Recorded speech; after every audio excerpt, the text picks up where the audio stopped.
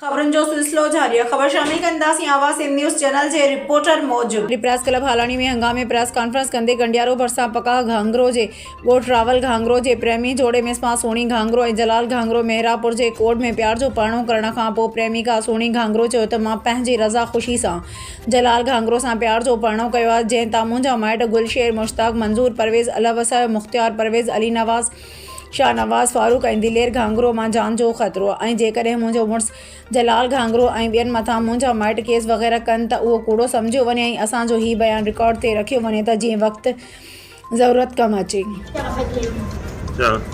किथे शादी कई अथव, कहिड़ी कोर्ट में?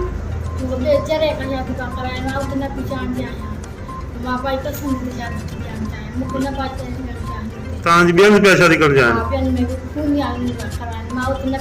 अच्छा, हाणे हिन जो नालो छा आहे? जलाल। केरु आहे पाण?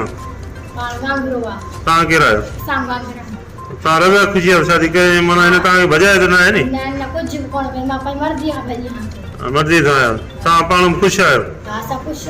तव्हां ॿई गॾु रहणु चाहियो था पाण में? हाणे तव्हांखे कंहिंमो ख़तरो आहे? उहो छा चयव? हा पी मां खतरो अली नवाज़ मां शाहनवाज़ मां खतरो मंजूर मां खतरो पल मां खतरो माना परवेज़ मां खतरो मुख्तियार मां खतरो वसा मां खतरो इन्हनि मां खतरो जेकॾहिं तव्हांजे मुड़ुस ते जेको केस दाख़िल करणु उहो माना पूरो सम्झे न, तव्हां अॻुवाट न कयो न? कुझु कोन, मां पंहिंजी मर्ज़ी ख़बर थी। अच्छा, तव्हां ॿई ख़ुशि आहियो पाण?